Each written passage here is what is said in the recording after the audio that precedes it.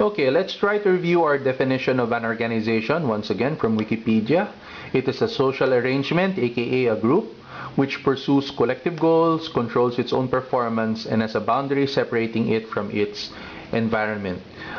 In Orgacom, we have learned that the typical business organization has internal as well as external publics or audiences that it has to deal with. Some of these audiences can be individuals, some of them can be organizations. So the internal ones are the circles that are yellow. The most common internal organization here would be employees. And the circles in green are external publics or audiences. The most common external public would be the customer. Now, for every type of public, for every type of entity that the business organization has to communicate with, there are certain rules, certain do's and don'ts, certain protocols that have to be followed. Okay? In the 6 criteria, when you're talking about protocols, do's and don'ts, this is kind of related to etiquette, to manners.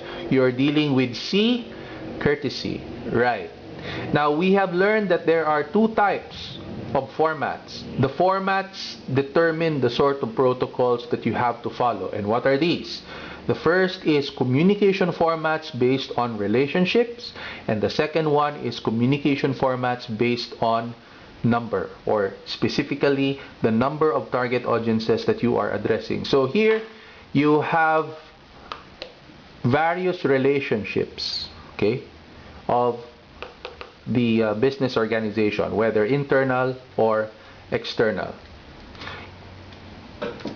In this next slide, let us once again look at a couple of relationships that are determined by the formats that we can see here. This is your typical org chart. Here you have a line relationship, and here you have a staff relationship. Okay?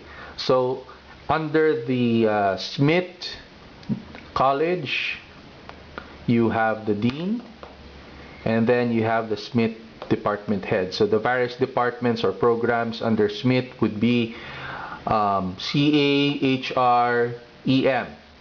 So, let us suppose that one of the department heads, let's say a CA department head, would like to communicate with the dean. What's the protocol that he has to follow? In our SRAM, our sender is CA department head. Our receiver is the Smith Dean. The message, as well as the channel, as well as the code, has to be formal, because the CA department head has a formal relationship with the Dean. So the message tone has to be formal, the language has to be formal, the channel has to be formal, like a formal letter or maybe a formal email. Let's have another example. This time between an internal organization and an external organization. Within DLS-CSB, we have 2 organizations named the maintenance group as well as the library group. Now, outside of DLS-CSB, you have an external organization like National Bookstore. Let's suppose that the library would like to send a message to the maintenance people to deliver certain aircon equipment. Okay?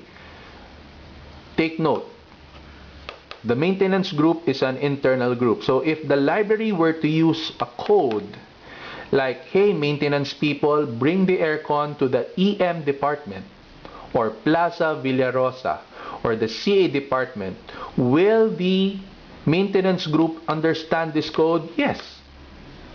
The library doesn't have to spell out EM or CA or Plaza Villarosa. They already understand that. But if the library were to communicate with an external audience, an external organization like National Bookstore, and tell National Bookstore, hey National Bookstore, could you deliver some books to Plaza Villarosa? Since National Bookstore is not part of DLS-CSB, you have to explain to them, what does Plaza Villarosa mean? Because Plaza Villarosa is a code that only DLS-CSB community members utilize. So as you can see, that's a different communication format, so you have to follow a different type of protocol. Now, in this next slide, we shall consider communication formats based on number. Once again, you have the different communication formats based on number here, beginning with the intrapersonal, with one individual, and then interpersonal, outside of the individual, starting with the dyad, the small group, and the big group. You have two types of channel here. This is known as an LCD projector. This is known as an iPad. If I were to communicate with an individual, so this is going to be a one-on-one communication. This is going to be a dyad. I'm a sender. My receiver is a single individual. Will I use this channel or this channel? Obviously, I will use this because this is meant more for a big group rather than a small group. So as you can see, based on the communication format, you derive the appropriate communication protocol.